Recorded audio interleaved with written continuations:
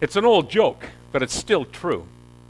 Seems this man died and was ushered into heaven, which appeared to be an enormous mansion. An angel began to escort him down a long hallway, past many, many rooms. "What's in that room?" the man asked, pointing to a very somber-looking group of people chanting a Gregorian Mass. "That's the Roman Catholic room," said the angel. "Very high church."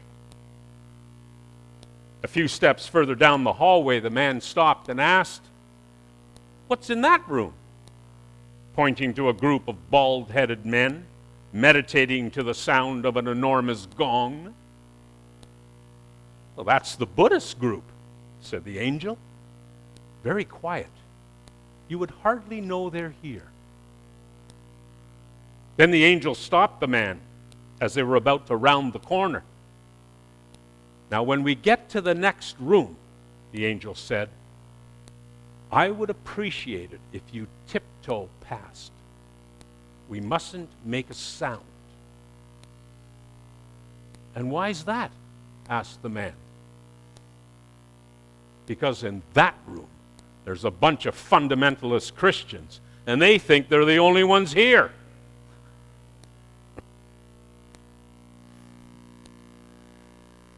But all jokes aside, in one of the most hotly debated passages in the New Testament, the one we read this morning, I just read it, Jesus says, "I am the way, the truth, and the life. No one comes to the Father except through me."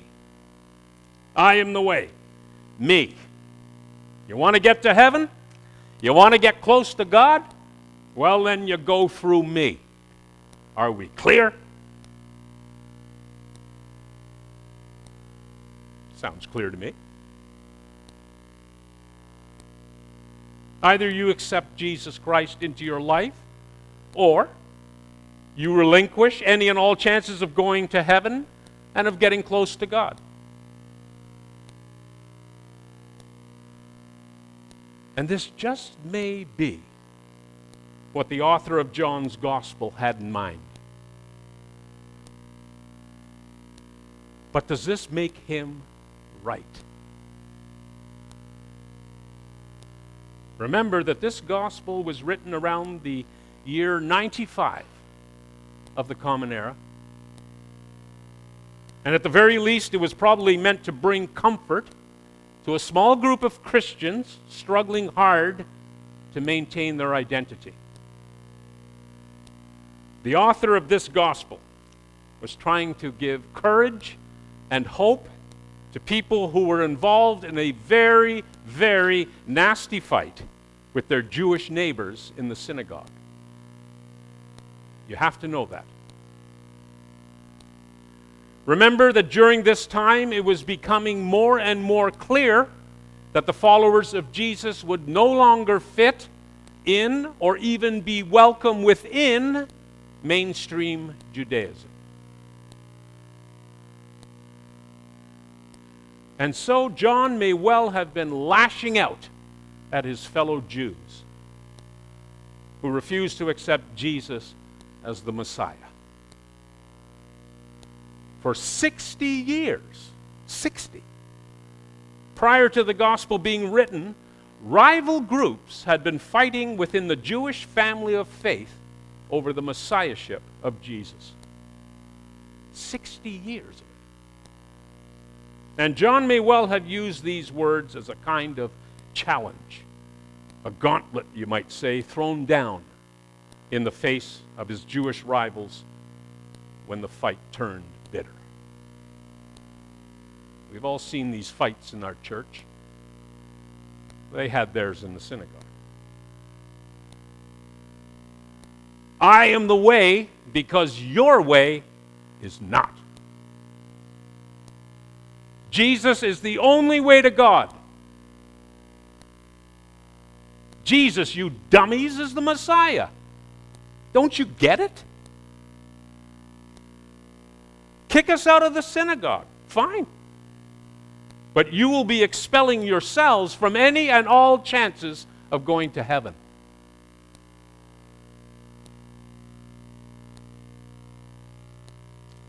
We just don't know what was in John's mind when he wrote those words. What we do know is that John was writing to a small group of people who were frightened, vulnerable, and defensive, and probably in need of a great deal of pastoral care. John's goal may also have been to comfort them. Much like a preacher uses this passage, and I've done so myself, at funeral services to comfort people who, like John's people, are feeling frightened, vulnerable, and defensive. At funeral services, we know people grieve at the loss of a loved one. The way John saw his own people grieve at the imminent loss of their connection to the synagogue.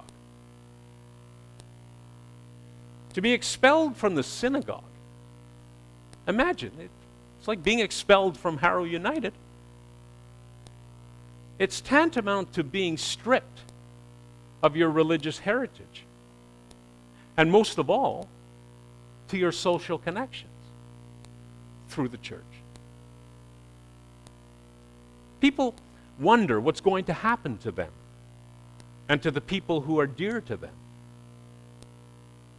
It's a feeling John's people knew well, as did Jesus' disciples. Right? But all this aside, I am very glad that John's Jesus said, "I am the way, the truth, and the life." I'm glad those words are in the canon. I'm glad he said it to people like Thomas and Philip and the rest of the disciples. People who said, "But we don't know the way, show us the way." People who had been with him all along, who had watched his every move, heard every word, but still didn't get it. Have I been with you all this time, Philip, and you still do not know me? Yep, probably so.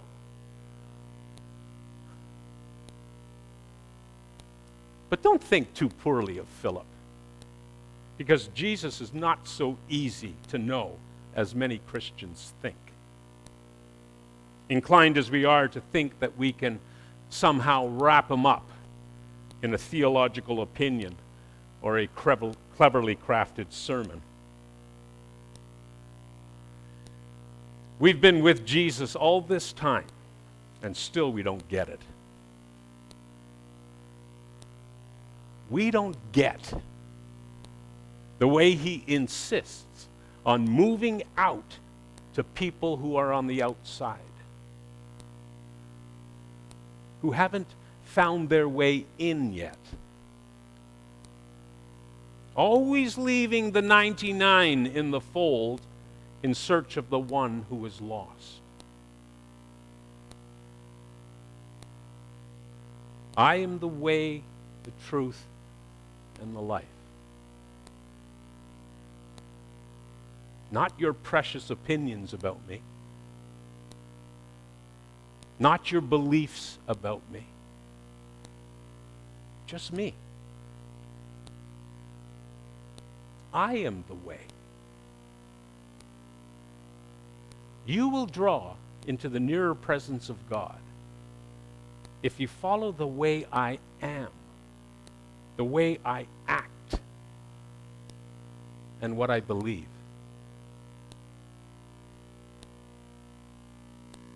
Which is precisely the point at which many Christians stumble.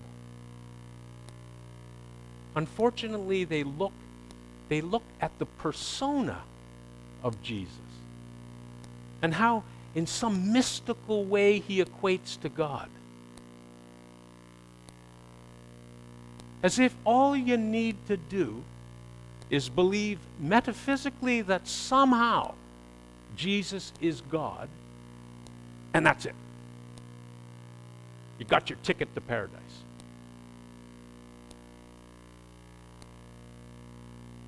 These Christians take no account of who Jesus was and is as a person.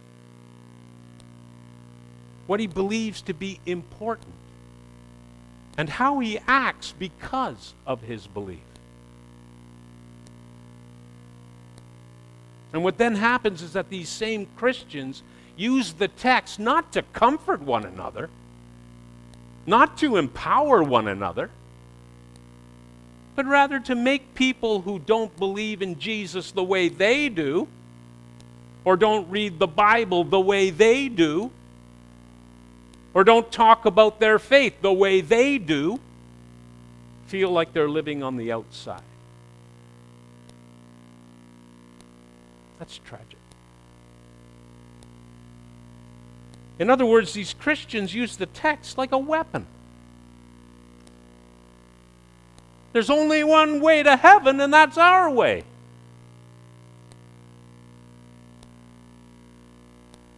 And that kind of Christianity, my friends, gives Jesus a bad name. I can't say it any clearer. Because that kind of exclusivist thinking goes against everything that Jesus stood for. Because that kind of exclusivist thinking will never attract people to the church. Young, old, or somewhere in between.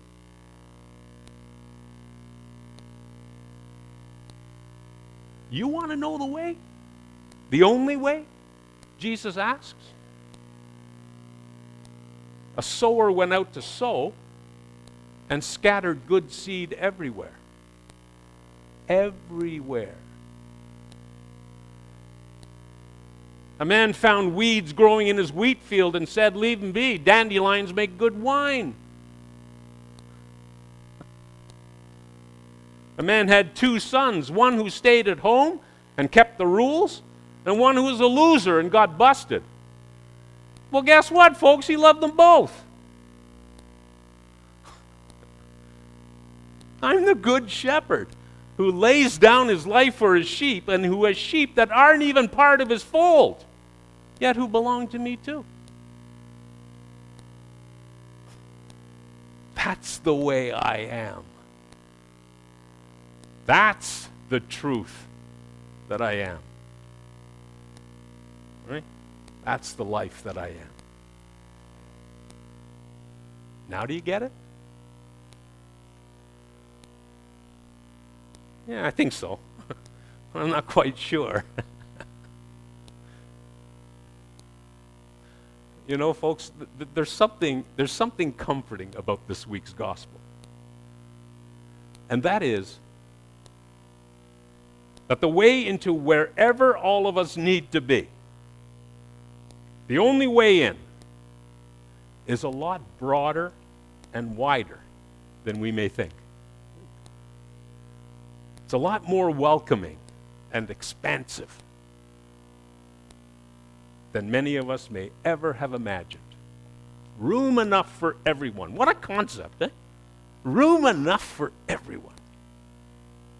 I am the way, the truth, and the life. No one comes to the Father except through me, except through the way I am, except through having a character such as mine,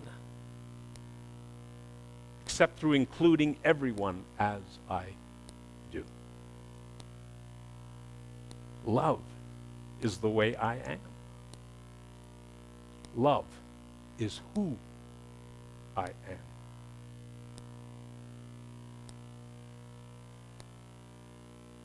So people, in closing, Jesus has thrown down the gauntlet. Jesus was and is a challenge to every theology and religious practice that tries to exclude and belittle and reserve room for itself alone. And it's not much wonder that the only group with whom Jesus ever argued were those who thought that they had faith and God all figured out. Right? We still have trouble seeing the way Jesus was and is, and the way we need to become. We still have trouble. That's why we still need to say, Lord, show us the way you are. Show us the way. And it's why we need to shout loudly, loudly, whenever we walk by a room of fundamentalists of any religion, right? That they're not, by a long shot, God's only children and in possession of God's only faith. And thanks be to God for that. And for those people who are with me, they said, Amen.